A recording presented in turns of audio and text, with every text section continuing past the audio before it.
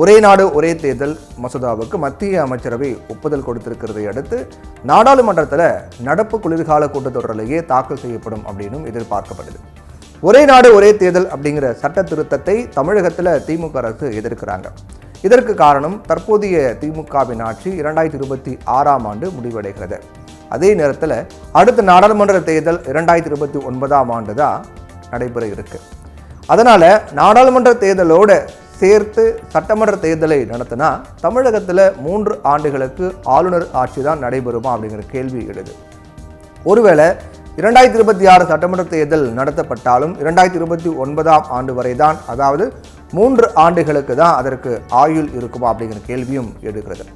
அதனால திமுக தற்போதைய சூழ்நிலையை கருத்தில் கொண்டு இதை எதிர்க்கிறாங்க. ஆனால் மறைந்த முதலமைச்சர் கருணாநிதி எழுதிய நெஞ்சுக்கு நீதி 2ஆம் பாகத்தில் 273ஆம் பக்கத்தில் ஒரே நாடு ஒரே தேர்தல் கொண்டு வர வேண்டும் அப்படின்னு இந்தியாவிலேயே முதல் முறையாக குரல் கொடுத்துள்ளார் அப்படிங்கிறதும் குறிப்பிடத்தக்கது. அதாவது தேர்தல் செலவையும் நேரத்தையும் மிச்சப்படுத்த இது பெரிதும் உதவும் அப்படின்னு அவர் தெரிவித்திருக்காரு. இதையே இப்போது பாஜக எடுத்து காட்டுறாங்க.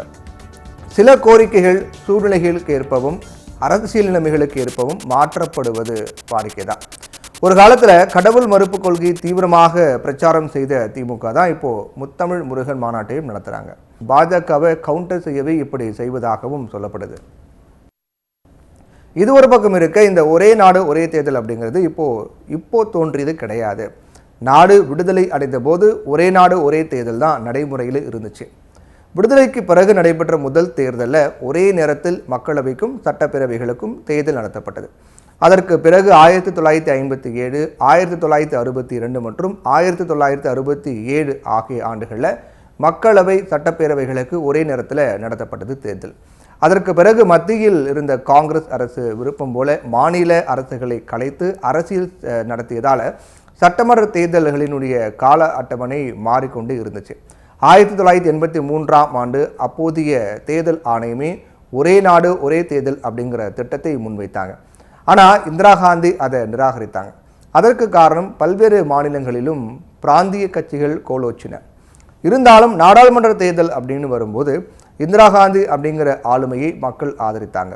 இந்த நிலையில் 2 தேர்தல்களையும் ஒரு சேர நடத்தினால் காங்கிரஸுக்கு தான் பாதிப்பு ஏற்படும் அப்படின்னு அவர் கருதினார். அதாவது நாடாளுமன்ற தேர்தல் சட்டமன்ற தேர்தல் ஆகியவற்றை பிரித்து பார்த்து மக்கள் வாக்களிப்பாங்க. ஆனால் 2யும் ஒரு சேர நடத்தினா நாடாளுமன்ற தேர்தலே முன்னிலைக்கு வரும். இதனால் பாஜக, காங்கிரஸ் உள்ளிட்ட தேசிய கட்சிகளே ஆதாயம் அடையும். ஆனால் ஒரே நாடு ஒரே தேர்தல் நடத்துவதால் பொதுவாக சில சாதகமான அம்சங்களும் இருக்கு. வெவ்வேறு நேரங்களில் நடத்தப்படக்கூடிய தேர்தல் காரணமாக பல்வேறு பிரச்சனைகள் ஏற்படுவதை நாம் உணர்ந்திருக்கோம். முதல்ல தேர்தலுக்கான செலவு அதிகரித்து கொண்டே இருக்கு. 2வதாக மேம்பாட்டு திட்டங்கள் பாதிக்கப்படுது. எங்கேயும் எப்போதும் தேர்தல் நடந்து கொண்டே இருக்கிறது. விளைவாக தேர்தல் நடத்தை விதிகள் அமலுக்கு வருது. இதனால் அங்கே வளர்ச்சி திட்டங்கள் பாதிக்கப்படுகிறது என்பதையும் நம்ம கவனிக்க வேண்டி இருக்கிறது. இப்படி சாதக பாதகங்கள் எல்லாம் விவாதிக்கப்பட்டு வரக்கூடிய நிலையில் இப்போதைய சூழ்நிலையில் பாஜக அரசால் இந்த சட்டத்தை கொண்டு வந்தால் நிறைவேற்றக்கூட முடியாது அப்படிங்கிறதான் யதார்த்தம். அரசியலமைப்பு சட்டத்தில் திருத்தங்களை கொண்டு வர பாஜகவுக்கு 362 உறுப்பினர்களுடைய ஆதரவு மக்களவையில் தேவை. ஆனால் மக்களவையில் தேசிய ஜனநாயக கூட்டணி உறுப்பினர்கள் மொத்த எண்ணிக்கை 293 தான். மாநிலங்களவையிலும் அவங்களுக்கு பெரும்பான்மை இல்லை. அதோட பாதிக்கும் மேற்பட்ட மாநிலங்கள் இதற்கு ஒப்புதல் அளிக்காது அப்படின்னும் அவங்க கருதுகிறாங்க.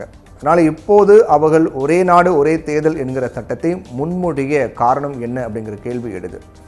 அடுத்தடுத்த ஆண்டுகளில் பாஜக அதிக மாநிலங்களில் தேர்தல்களை சந்திக்க வேண்டியிருக்கிறது.